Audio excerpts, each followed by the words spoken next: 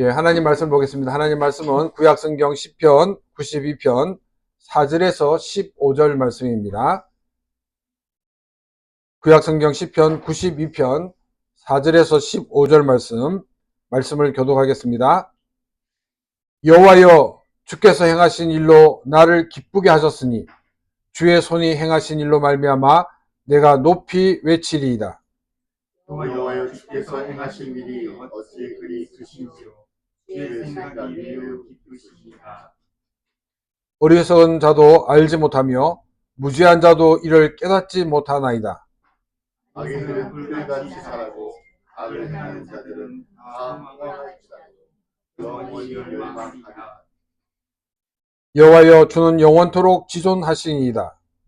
여호와여, 주의 원수들은 패망하리라. 정녕 주의 원수들은 패망하리니 죄악을 행하는 자들은 다 떨어지리라.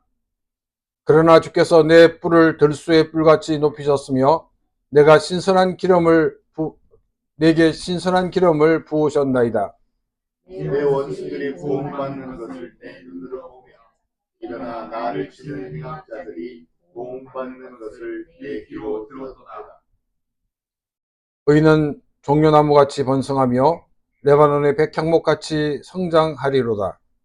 이는 여호와의 집에 숨겼으며 우리 하나님의 뜰 안에서 번성하리로다. 그는 늙어도 여전히 결실하며 진액이 풍족하고 빛이 청청하니 여호와의 정직하심과 나의 바위 되심과 그에게는 불의가 없음이 선포되리로다. 아멘. 우리는 지난주 말씀을 통해서 안식일과 주일이 요일은 다르지만 왜 우리가 같은 날로 다루고 있는지에 대해서 살펴보았습니다.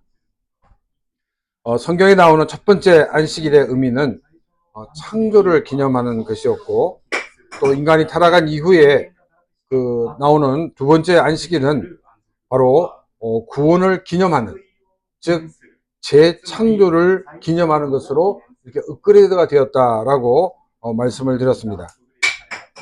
구약의 많은 것들이 이 오실 메시아, 오실 예수님에 대한 모형이었습니다. 안식일도 예수 그리스도를 통해서 이루어질 구원, 곧 우리가 이 예수 그리스도로 통해서 이루어지는 이 새 창조에 대한 모형이었습니다. 예수 그리스도가 이 땅에 오셔서 십자가에 죽으시고 부활하시기 전까지 사람들은 이 메시아가 오셔서 하신 일에 대한 이 그림자로서 안식일을 지켰습니다. 예수 그리스도의 부활은 바로 구원 완성을 보여주는 실체였습니다. 그래서 크리스천들은 모형인 안식일이 아닌 구원의 완성을 보여주고 있는 이 주일을 기념하여 예배를 드리고 있고, 안식일과 주일을 같은 개념으로 사용하고 있는 것입니다. 안식일은 특히 하나님께서 사람들로 하여금 일을 하지 말라고 말씀하셨습니다. 내가 쉴 수 있다라는 이것은 노예가 아니라 자유인이라는 것입니다. 또한 안식일의 쉼을 통해서 하나님이 이 세상을 창조하실 때 우리 인간이 한 일은 하나도 없다라는 것을 고백하는 것이라고 말씀을 드렸습니다. 또 출애굽기에 나와 있는 이 안식일에도 동일하게 일을 하지 말라고 쉬라고 말씀하셨습니다. 노예에서 자유인이 될 때 이스라엘이 한 것은 아무것도 없다는 고백이 있는 것이라는 것입니다. 우리가 주일 다른 일을 치고 하나님을 예배하는 것은 우리는 일의 노예가 아니라는 고백이 들어있습니다. 또한 우리는 죄의 노예가 아니라 예수 그리스도 안에서 구원받은 하나님의 자녀라는 고백이 있는 것입니다. 그러면 구원받은 하나님의 사람들은 예배 공동체로 모여서 하나님을 예배하면서 자신을 구원하신 그 하나님의 이름을 찬양해야 하는 것입니다. 또한 나를 죄에서 구원하신 하나님의 인자하심과 성실하심을 밤낮으로 많은 사람들에게 알리는 사명을 감당해야 한다는 것을 우리는 말씀을 통해서 보았습니다. 또 우리가 이 주일 성수를 한다는 이것은 하나님이 나의 삶의 주권자이시라는 것을 고백하는 것이라고 말씀을 드렸습니다. 그래서 우리는 이 주일 성수에 항상 우선순위를 두고 살아야 된다라고 말씀을 드렸습니다. 오늘은 이 4절 이하의 말씀을 통해서 안식일과 주일의 정신인 이 구원이 우리에게 주는 의미가 무엇인가를 함께 생각을 해보고자 합니다. 4절 말씀입니다. 여호와여, 주께서 행하신 일로 나를 기쁘게 하셨으니 주의 손이 행하신 일로 말미암아 내가 높이 외치리이다. 4절에서 시편 기자는 하나님이 행하신 일로 나를 기쁘게 하셨기에 하나님을 향해 높이 외친다라고 고백합니다. 이 높이 외친다는 것은 하나님을 찬양한다라는 뜻입니다. 나 자신을 기쁘게 한 하나님이 행하신 일, 이것이 무엇이라고 여러분들은 생각하십니까? 내가 어려운 시험에 패스한 것, 그것이 하나님이 주신 나에게 큰 기쁨이다라고 말할 수가 있을 것입니다. 또 많은 돈을 우리가 벌어서 경제적으로 안정되고 풍요로운 삶을 사는 것, 이것이 하나님이 나에게 행하신 큰 일이다라고 고백할 수가 있을 것입니다. 우리가 고백하는 많은 그런 나를 기쁘게 하는 그 일들이 사실은 메인이 아니고 옵션으로 주어진 일들이 많이 있다는 것입니다. 이 죽은 사람에게 최고급의 이 옷을 입히고 보석으로 장식한다고 죽은 사람의 존재가 달라지는 것이 아닙니다. 죽은 사람에게 입힌 최고급의 옷과 장식된 보석이 오히려 초라하게 보여질 것입니다. 살아있는 사람에게 최고급의 옷이나 보석, 그것이 가치를 드러내는 것이지 죽은 사람에게는 아무런 가치가 없는 것입니다. 사람들이 옵션에 기뻐하는 것은 죽은 사람들에게 더 좋은 옷을 입히고 더 맛있는 음식을 주고 또 많은 보석으로 장식하는 일과 같은 것이라는 것입니다. 가장 중요한 것은 생명이 있는 존재가 되는 것입니다. 생명이 있는 존재가 되는 것이라는 것은 우리가 죄와 허물로 죽었던 그 존재에서 하나님으로 말미암아 구원받는 것을 말하고 있습니다. 성경은 우리 인간이 죄와 허물로 죽은 존재라고 말하고 있습니다. 또 구약 성경에서는 에스겔서에서 정말 이 앙상한 뼈만 남아있는 그런 골짜기로 우리의 삶을 소개하고 있습니다. 우리가 이제 살고 있는 시대로 또 얘기를 한다 그러면 우리가 영화에서 많이 보았던 좀비와 같은 존재, 이것이 바로 우리 인간의 현 주소라고 생각하시면 될 것입니다. 인간이 인간으로 같이 있는 것은 생명이 있을 때입니다. 사람들은 생명을 회복하기 하는 그 일에 관심을 가지기보다는 옵션에 더 많은 관심을 가진다는 것입니다. 좀비에게는 이 모든 것이 무가치한 것이라는 것을 우리는 기억해야 됩니다. 우리는 먼저 성경이 우리에게 선언하고 있는 죄와 허물로 죽은 존재라는 것을 잊어버려서는 안 되는 것입니다. 좀비와 같은 이 존재인 나에게 생명을 회복시켜 주셔서 인간으로 살게 하신 것은 바로 하나님이 행하신 일이라는 것입니다. 성경은 이것을 구원이라고 말하고 있습니다. 내가 교회에 나와 예수님의 듣고 또 예수 그리스도를 주로 고백하는 삶을 살게 된 것은 결코 우연이 아니란 것입니다. 하나님은 내가 복음을 듣게 하기 위해서 하나님은 많은 사람들을 동원하셨습니다. 나의 부모님도 동원하시기도 하셨고 나의 친구를 동원하기도 하셨습니다. 심지어 나를 괴롭히는 선배, 나를 괴롭히는 그 직장 그 상사를 통해서도 하나님은 일을 하셨던 것을 우리는 알 수가 있습니다. 또 하나님은 내가 복음을 듣게 하기 위해서 많은 환경을 사용하시는 것을 보게 됩니다. 최근 이 한류 이 문화는 많은 사람들에게 한국에 대한 문화뿐 아니라 한국 교회에 대해서 또 한국의 그 많은 크리스찬에 대해서 관심을 가지는 것을 우리는 보게 됩니다. 이처럼 하나님의 그런 많은 손길이 있었기 때문에 나의 발걸음이 교회를 향할 수가 있었고, 또 예수님 하나님께서 내 마음을 직접 만져주셨기 때문에 내가 예수 그리스도를 주로 영접하며 하나님의 자녀가 될 수가 있었다는 것입니다. 나라고 기쁘게 하신 하나님의 행하신 가장 큰 일은 바로 나의 구원을 위해 하나님이 행하신 일들입니다. 우리는 이 시간을 통해 나의 구원을 위해 이 모든 일을 행하신 하나님께 감사하며 하나님께 영광을 돌리는 그런 귀한 시간이 되시기를 바랍니다. 시편 기자는 이 하나님이 행하신 이 일들이 얼마나 엄청난 일이었는가를 5절에서 고백을 하고 있습니다. 여호와여, 주께서 행하신 일이 어찌 그리 크신지요, 주의 생각이 매우 깊으시니이다. 시편 기자는 하나님이 행하신 이 일이 너무나도 크다고 말하고 있습니다. 하나님은 나의 구원을 위하여 엄청난 일을 행하셨다는 것입니다.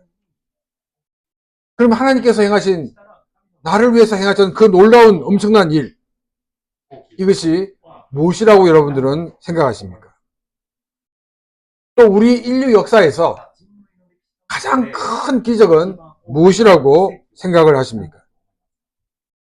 우리가 자신의 삶을 돌아봐도 정말 나의 삶에 그 작게 보이는 그 모든 것들이 정말 기적이었다는 것을 우리는 알 수가 있습니다. 인류 역사에서도 보면 그 일은 별것 아니야 라고 생각할 수 있지만, 그러나 그 작은 일들이 엄청난 기적이었다는 것을 또한 알 수가 있습니다. 과학이 발달하면서 사람들은 많은 것을 발견하였습니다. 인간이 발견한 이 많은 과학의 원리들은 하나님이 자연에 새겨놓은 몇 개의 원리에 불과하다는 것입니다. 일부 과학자들은 과학을 가지고 신의 존재를 부인하려고 하는 사람이 있습니다. 또 일부 과학자들은 과학을 통해서 신의 존재를 깨닫기도 합니다. 저도 이제 그 과학에 관련된 그런 그 유튜브를 종종 보고 있는데, 그걸 볼 때마다 너무나도 감동을 많이 하고 있습니다. 정말 이 광활한 우주, 깊은 바다, 우리 인간의 몸에 있는 세포 조직, 정말 넓게 보면 엄청나게 넓게, 또 우리의 몸 세포를 그걸 볼 때도 정말로 이 놀라운 이 것을 정말 우연이 아니라 하나님께서 창조하지 않고서는 안 된다는 사실을 새삼 느끼게 됩니다. 그리고 이 자연이 하나님 주신 법칙대로 움직이고 있습니다. 제가 최근에 본 영상 중에 한 가지는 우리 태양계가 어떻게 돌까? 그럼 많은 사람들은 태양이 가운데 있고 또 이렇게 지구가 돌고 수금지가 먹고 쳐내면 이런 식으로 이렇게 돌고 있다라고 이렇게 생각하고 있습니다. 근데 이제 하나의, 그것도 하나의 그 가상으로 한 거지만, 태양이 엄청 속도로 달려가고 있습니다. 근데 그 태양이 달려가는 그 가운데 많은 행성들이 공존을 하면서 같이 움직이는, 이것이 현실이라는 거예요. 그걸 볼 때마다 야, 정말로 이 우주가 돌아가는 그 자체, 또한 수천 개, 수만 개, 정말 헤아릴 수 없는 그런 많은 것 같은 별들이 있는 이 모습들, 이 모든 것을 우리 하나님이 창조하셨다는 것입니다. 얼마나 놀라운 일입니까? 그런데 이것은 하나님이 제가 말하려 하는 그 기적에 비하면 아무것도 아니라는 것입니다. 하나님이 이 세상에서 일으키신 가장 큰 기적은 창조주 하나님이 피조물인 인간이 되신 것입니다. 이것이 엄청난 기적입니다. 이제 우리가 열흘 뒤면 크리스마스입니다. 그 우주를 만드신, 그리고 모든 우주의 법칙을 만드신 그 하나님이 인간이 되신 것이 바로 가장 큰 기적이라는 사실입니다. 이집트에서 나온 이스라엘 백성들이 시내산에서 도착을 했습니다.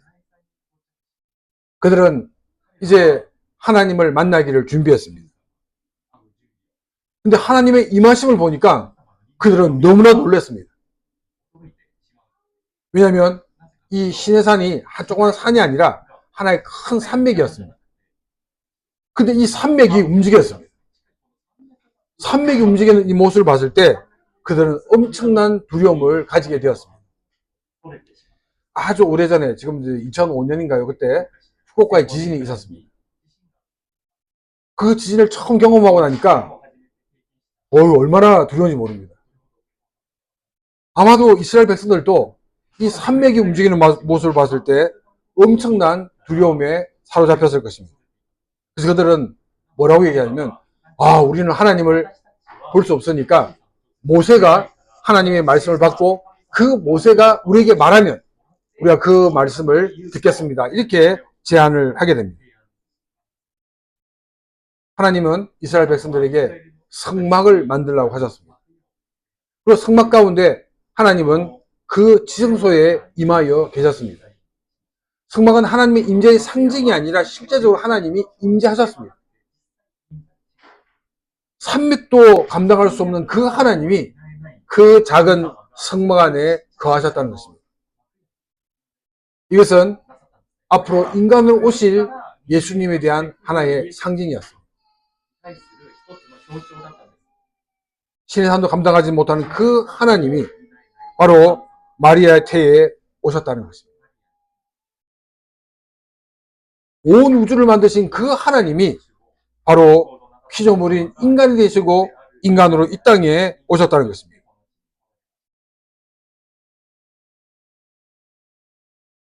이 세상의 가장 큰 기적이 바로 이것입니다.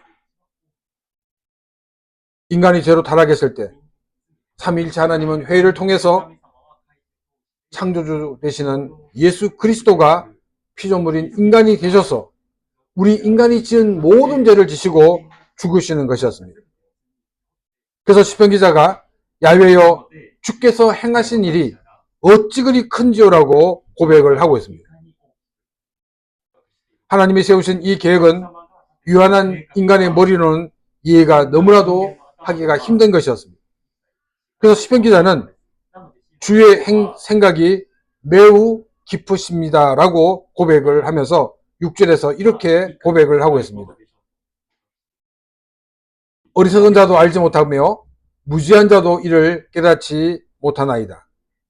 죄로 타락한 인간을 구원하시기 위해 죄와 허물로 죽었던 나 자신을 구하시기 위해 창조주 하나님이 인간이 되셔서 나의 모든 죄를 지시고 십자가에서 죽으셨다는 것. 많은 사람들이 이것을 알지 못하고 깨닫지도 못하는 것을 우리에게 말하고 있습니다.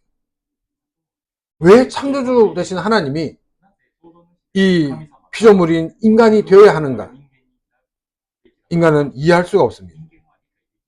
하나님이 왜 인간이 되셔야만 되냐면 우리 하나님은 공의의 하나님이시기 때문입니다. 또한 하나님은 사랑의 하나님이시기 때문에 하나님은 창조주 하나님이시지만 피조물인 인간이 되셔야만 했던 것입니다. 공의 하나님이시기 때문에 범죄한 인간의 죄를 덮을 수가 없었습니다. 누군가가 인간이 지은 그 죄를 감당했어야만 했습니다. 그래서 창조주이신 하나님이 바로 인간이 되셨고 그 모든 죄를 지시고 십자가에서 죽으셨습니다. 어떤 사람이 이렇게 말합니다. 아니 창조주 하나님이라 그러면 죄로 지은 인간들 다 썰어버리고 새로 만들면 되지 않느냐 이렇게 말할 수도 있을 것입니다. 그것은 우리 하나님이 사랑의 하나님이라는 것을 모르는 것 같은 고백입니다. 하나님은 사랑의 하나님이십니다. 하나님이 창조하신 우리 인간이 죄로 멸망되는 것을 하나님은 원하지 않으셨습니다. 하나님은 그 하나님의 사랑으로 우리 인간을 구원하시기를 원하셨던 것입니다. 7절 말씀입니다. 악인들은 풀같이 자라고 악을 행하는 자들은 다 흥황할지라도 영원히 멸망하리이다. 하나님의 구원의 역사를 받아들이지 못하는 사람들을 시편 기자는 악인과 악을 행하는 자로 표현을 하고 있습니다. 또 이들의 일상의 모습을 풀같이 자라나는 것으로 표현을 하고 있습니다. 이 풀같이 자라난다는 것은 아주 빠른 속도로 성장하고 있는 모습을 말하고 있습니다. 그래서 후반절에서는 흥왕할지라도라고 표현을 하고 있습니다. 하나님이 이루어 놓으신 구원을 받아들이지 않는 사람들은 자신들이 누리는 번영, 자신들이 누리는 이 성공, 이것이 결코 영원하지 않다는 것입니다. 결코 그들의 모든 것은 멸망하고 만다고 성경은 말하고 있습니다. 왜 망할 수밖에 없냐면 우리 인간은 죄와 허물로 죽어 있는 존재이기 때문입니다. 8절과 9절 말씀입니다. 여호와여 주는 영원토록 지존하시니이다. 여호와여 주의 원수들은 패망하리이다. 정령 주의 원수들은 패망하리니 죄악을 행하는 자들은 다 흩어지리이다. 우리에게 구원을 주시는 야훼 하나님은 영원토록 최고의 존재다라고 시편 기자는 고백을 하고 있습니다. 이 최고의 존재이신 야훼 하나님과 원수를 맺는 자들은 반드시 망하고 말 것이라는 것입니다. 자, 그렇다면 이 야훼 하나님과 원수를 맺는 사람이 누구입니까? 우리는 9절 하반부에서 죄악을 행하는 자가 바로 하나님과 원수를 맺는 자라는 것을 우리는 알 수가 있습니다.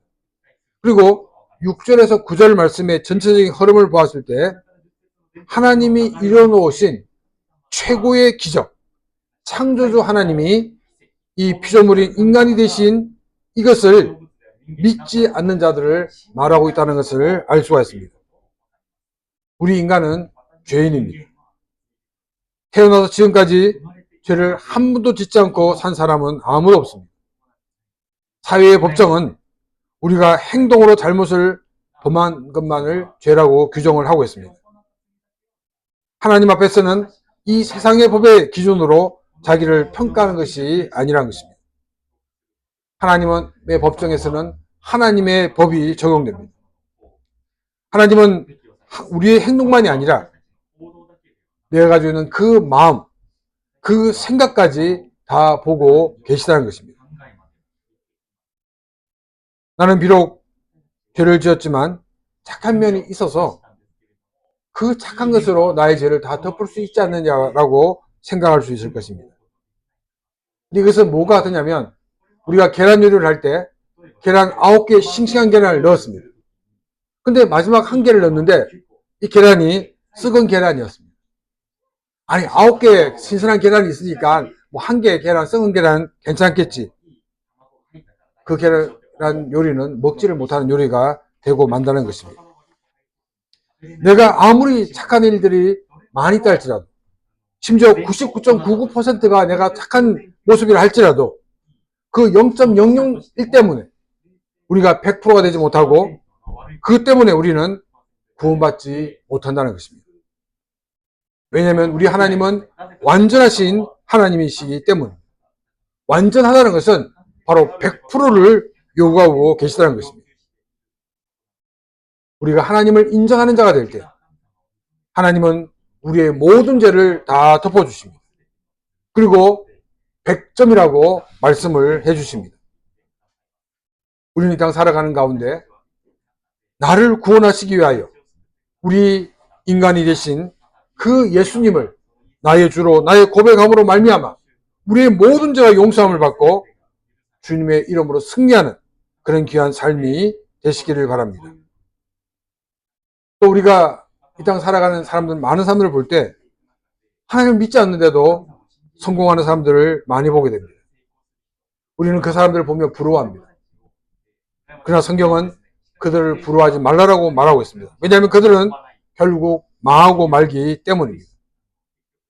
내가 기뻐할 수 있는 것은 나를 죄 가운데 구원해 주신 그 하나님의 놀라운 은혜와 사랑입니다. 우리가 이 은혜와 사랑을 받고 있다는 이 사실을 깨닫고 이 땅에 있는 많은 것으로 구원하는 사람들이 아니라 구원받고 하나님의 자녀로 살아가는 이것에 감사하고 또 우리들이 더욱더 주를 위해 살아가는 그런 복된 삶이 되시기를 바랍니다. 10절과 12절 말씀입니다. 10절에 12절 말씀. 그러나 주께서 내 뿔을 들소의 뿔같이 높이셨으며 내게 신선한 기름을 부으셨나이다. 내 원수들이 보응을 받는 것을 내 눈으로 보며 일어나 나를 치는 행악자들이 보응받는 것을 내 귀로 들었도다. 의인은 종려나무같이 번성하며 레바논의 백향목같이 성장하리로다. 이 10절에서 내 뿔을 들소의 뿔같이 높이셨다라는 것은 하나님이 나를 높이셨다는 것 같은 표현입니다. 또 이 뿔은 힘을 상징하고 있습니다. 가장 힘 있는 자로 나를 세우셨다는 것입니다. 또 신선한 기름으로 부으셨다는 것은 하나님께서 나에게 날마다 새로운 은혜를 부어주시는 것을 말씀하고 있습니다. 날마다 나를 새롭게 하시는 하나님의 은혜, 나를 날마다 새로운 기쁨을 주시는 하나님의 은혜와 사랑, 이것이 예수 그리스도를 주로 믿는 사람에게 주시는 은혜와 복인 것을 성경은 말하고 있습니다. 우리는 이 땅 살아가는 가운데 하나님을 믿는 사람으로 하나님이 약속하신 이 모든 복을 누리는 삶이 되시기를 바랍니다. 이 복을 누리기 위해서 먼저 전제되어야 되는 것은 내가 예수 그리스도를 믿어 하나님의 자녀가 되는 것입니다. 내가 예수 그리스도를 주로 고백하지 않으면, 주로 믿지 않으면 사실 이 모든 것들은 아무런 가치가 없다는 것을 기억해야 됩니다. 우리는 예수 그리스도를 믿어 구원 얻고 하나님이 약속하신 그런 많은 은혜와 복을 누리며 살아가는 그런 사람들이 되시기를 바랍니다. 또 12절에서는 이 번영과 성장을 약속해 주었습니다. 강한 힘을 가지고 또 기쁨을 누리면서 많은 원수들이 망하는 그런 모습을 보는 가운데 성장되는 것을 말하고 있습니다. 그런데 이처럼 성장이 되는 이유가 뭐냐면 13절 말씀에 이는 여호와의 집에 심겼음이며 우리 하나님의 뜰 안에 번성하리로다. 여호와의 집에 심겨져 있기 때문에 번성할 수가 있게 되었다라고 말하고 있습니다. 뿌리를 야훼 하나님의 집에 두고 있었기 때문에 여러 가지 공격이 있었고 여러 가지 어려움이 있었지만은 그러나 은혜와 복이 넘쳐날 수 있게 되었다는 것입니다. 하나님이 우리의 복의 근본이라는 것입니다. 우리는 다른 것을 통해서 내가 이것을 누리겠다 생각하는 그 순간 우리는 실패할 수밖에 없습니다. 제가 여러 번 계속 말씀을 드리지만 이스라엘 백성들은 하나님 주신 이 말씀을 통해서 또 세계의 절기를 통해서 그들은 하나님의 새로운 문화를 만들며 나갔어야만 했습니다. 근데 그들은 이것은 우리가 한 번도 경험했기 때문에 믿을 수 없어. 그래서 가나안의 농사법을 받아들임으로 말미암아 그들이 우상 숭배의 죄에 빠지게 되는 원인이 되었습니다. 하나님을 떠나서 다른 방법으로 성공하려고 그러고 다른 방법으로 우리가 많은 것을 얻으려 한다 그러면 그것은 이스라엘 백성들이 잘못한 길을 걸어갈 것과 같은 길을 걷게 될 것이라는 것입니다. 우리의 복의 근원이 되신 하나님께 뿌리를 두고 그 가운데서 살며 그 가운데서 승리하는 그런 귀한 삶이 되시기를 바랍니다. 14절 말씀입니다. 그는 늙어도 여전히 결실하며 진액이 풍족하고 빛이 청청하니. 이 말은 나이가 들면 예수를 잘 믿으면 안 늙는다 이런 말이 아니란 것입니다. 젊었을 때는 나는 나이가 들면 저렇게 안 늙을 거야 라고 생각하지만 나이가 들면 몸이 정상이 아니게 됩니다. 저는 이제 그 30대 초반에 교회에서 이 노인 사역을 담당했습니다. 이제 나이 드신 분들을 이렇게 보면서 느낀 게 뭐냐면 어떤 할아버지는 너무 멋진 할아버지예요. 또 어떤 할아버지는 막 마음이 너무 아파요. 근데 문제는 뭐냐면 두 분이 같은 나이래요. 그리고 멋있게 보이는 그 할아버지가 결코 뭐 잘 사는 분이 아니에요. 굉장히 힘들고 어려운 삶을 사셨던 분이에요. 근데 왜 이 할아버지는 이렇게 멋있을까? 이렇게 생각했을 때 이 할아버지는 정말로 믿음을 가지고 성실하게 살았었던 분이었다는 것입니다. 우리가 나이가 들어가지고 아이고 너무 추하게 보여. 이런 모습은 정말로 우리가 들어서는 안 된다는 것입니다. 우리는 품위를 갖춘 그런 사람들이 되어야 됩니다. 품위를 갖추기 위해서 좋은 옷을 입고 하는 것이 아니라 우리가 예수 그리스도로 가득 차게 될 때 우리는 품위 있는 그런 사람이 될 수가 있다는 것입니다. 우리가 비록 걸음걸이가 늘어지고 또 우리가 이가 많이 빠져가지고 음식을 제대로 먹지 못한다 할지라도 우리 속에 예수 그리스도 가득하게 되면 결코 우리가 품위를 잃어버리지 않는다는 것입니다. 바로 13절은 그 말씀을 얘기하고 있습니다. 우리는 예수 그리스도로 충만함으로 말미암아 정말 많은 사람들에게 저분은 너무나도 인격이 훌륭한 것 같아요 라고 그 말을 들을 수 있는 그런 귀한 삶이 되시기를 바랍니다. 또 15절 말씀입니다. 여호와의 정직하심과 나의 바위 되심과 그에게는 불의가 없음이 선포되리로다. 시편 기자는 마지막으로 하나님의 세 가지 면을 말하고 있습니다. 첫 번째는 야훼의 정직하심입니다. 야훼의 정직하심이라는 것은 뭐냐면 하나님과 피조물과의 관계성에서 하나님이 완전하시고 진실하시다는 것을 말하고 있습니다. 또 두 번째는 우리 주님은 나의 바위가 되신다라고 말하고 있습니다. 이 바위라는 말은 피난처가 되시고 산성이 되신다는 것을 우리에게 보여주고 있습니다. 내가 위기에 처했을 때 나를 지켜주시고 나를 보호해 주시는 하나님이시라는 것입니다. 또 세 번째는 불의가 없다라고 고백을 하고 있습니다. 이 고백에 대해서 많은 학자들은 너무나도 소극적인 고백이다라고 말을 합니다. 그래서 우리는 이 시편 92편 문맥을 통해서 이 시편 기자가 하나님에 대해서 이런 하나님이다라고 결론을 짓는 것을 우리는 볼 수가 있습니다. 우리는 7절 말씀을 통해서 악인들이 굉장히 빨리 번창하게 되는 것을 보았습니다. 이 악인의 번성함은 의인들에게 오히려 고통이 되고 또 악인의 번성함을 통해서 이들은 더 의인들을 박해를 했다는 것입니다.